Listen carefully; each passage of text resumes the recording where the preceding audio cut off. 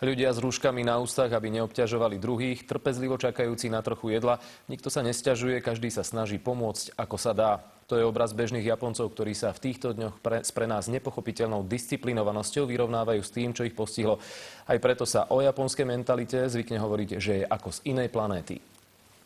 Takto to vyzeralo pred 5 rokmi v americkom meste New Orleans, potom ako ho zničil hurikán Katrina. Rabovanie, znásilnenia, vraždy. Situáciu dostali pod kontrolu až 10 000 vojakov s obrnenými vozidlami. A takto zvládajú katastrofu Japonci. Po nepokojoch ani stopy. Ľudia z očí v oči pohrome pôsobia neuveriteľne vyrovnane. Jedno také japonské pravidlo je, že nebudú svojim správaním a teda ani emóciami obťažovať druhých. A určite v tejto situácii smútok a možno pláč a rôzne iné emócie sú považované za negatívne a teda potenciálne aj obťažujúce druhých. Podľa odborníčky japonská mentalita úplne odlišná od európskej či americkej. Môže za to aj stáročná izolácia ostrova.